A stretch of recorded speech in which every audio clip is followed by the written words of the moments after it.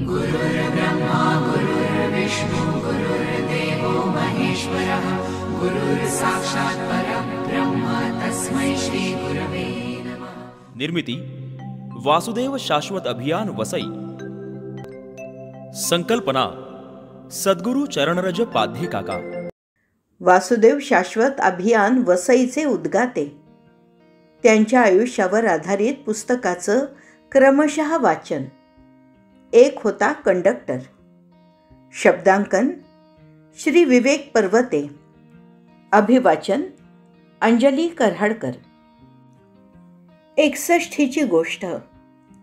पाध्ये काकांशी बोलताना अनेक आठवणींचा पेटारा उघडला गेला आणि मग त्यातून निघाली ही 61ची गोष्ट। परमपूज्य भाऊंच्या आठवणींचा पेटारा उघडला गेला। आपल्या सद्गुरूंविषयी मनात असलेली कृतज्ञता प्रत्येक शब्दात जाणवत होती काकांच्या। परमपूज्य भाऊ महाराज, परमहंस परिव्राजकाचार्य स्वामी महाराज आणि दत्तगुरू यांच्या प्रती असलेल्या भक्तीची तळमळ पाध्ये काकांच्या बोलण्यातनं जाणवते, तशीच ती कृतीतूनही जाणवते। या आत्मकथनाच्या प्रवासात पाध्ये काकांनी परमपूज्य भाऊंच्या 61चा प्रसंग सांगितला। परमपूज्य भाऊंच्या सगळ्या भक्तांनी मिळून त्यांच्या 61चा कार्यक्रम केला। प्रत्येकानं आपण काय भेट दिली हे जाहीर केलं।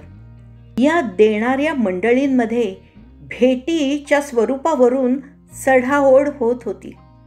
काका सांगतात, आपण सद्गुरूला काय देणार याचा मोठेपणा करायची गरजच काय? सद्गुरू कधी तुमच्याकडे काही मागत नाही। जे तुम्ही देता त्याचा अव्हेरही करत नाही, मग ही चढाओढ हवीच कशाला?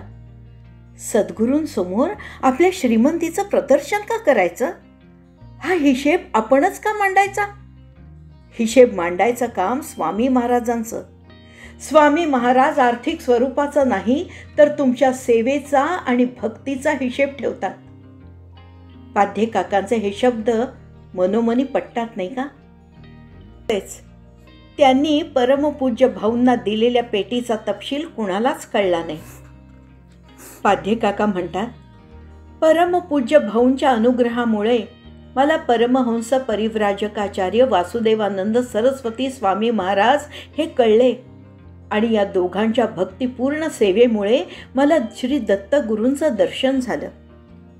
दर्शन झालं म्हणजे काय? तर मला अनेक सकारात्मक अनुभव आले, जे मला कधीही अपेक्षित नव्हते किंवा यापूर्वी ते मिळवण्यासाठी जे प्रयत्न केले त्यात यश मिळत नव्हते। पण केवळ आणि केवळ या 2 महानुभावांच्या भक्तीतून मला श्री दत्तगुरूंचा आशीर्वाद मिळाला। या 2 सद्गुरूंप्रती असलेली कृतज्ञता व्यक्त कशी करावी या विचारात ते होते। कमीत कमी शब्दात ही कृतज्ञतेची भावना व्यक्त केली जावी असं त्यांना वाटायचं। त्यांच्या मित्रपरिवारात 1-2 चित्रकार मित्र होते। त्यापैकी एका चित्रकार मित्राला त्यांनी आपली भावना सांगितली। त्यांनी त्या मित्राला चित्रात नेमका काय तपशील हवा तो सांगितला। एका मोठ्या वटवृक्षाच्या पारावर परमहंस परिव्राजकाचार्य स्वामी महाराज बसलेत। वटवृक्षाच्या पारंब्यांना किंवा खोडाच्या भागात परमपूज्य भाऊ महाराज आहेत। या 2 सद्गुरूंमुळे माझ्या आयुष्यात दत्तगुरू आले। दत्तगुरू आले म्हणजे नेमके काय? तर त्यांच्या येण्याच्या वाटेवर तेजोवलय दिसले। त्या तेजोवलयाकडे पाहणारे 4 श्वान आहेत। हे 4 श्वान म्हणजे 4 वेद आहेत। ज्या वटवृक्षाच्या सावलीत भक्तीचा अनुभव मिळाला त्या वृक्षावर 6 कावळे बसलेत। इथे कावळे का?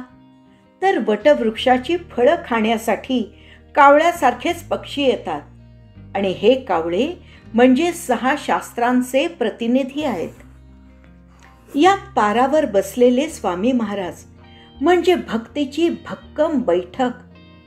त्यावर दिसणारे वृक्षाच्या खोडातील भौमारास म्हणजे भक्तीचा मार्ग दाखवणारा उत्तुंग दीपस्तंभ, त्याच्या पारंब्या म्हणजे स्वामी महाराजांच्या भक्तीचा आणि सेवेचा प्रसार, 4 श्वान म्हणजे भक्ताला मिळणारे ज्ञान, आणि 6 कावळे म्हणजे जीवन जगण्याची 6 सूत्र आहेत.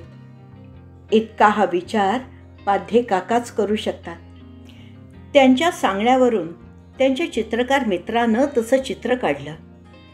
काकांनाही ते खूप आवडलं. या चित्राची त्यांनी छान तसबीर करून घेतली आणि परमपूज्य भाऊंना त्यांच्या 61 निमित्त भेट दिली. या 61च्या कार्यक्रमाच्या पसाऱ्यात पाध्ये काकांची भेट सगळ्यांपेक्षा वेगळी तर होतीच. इतर भक्तांनी नावानिशी दिलेल्या भेटवस्तूंमध्ये ती आगळी वेगळीच ठरली. श्री गुरुदेव दत्त, श्री गुरुदेव दत्त.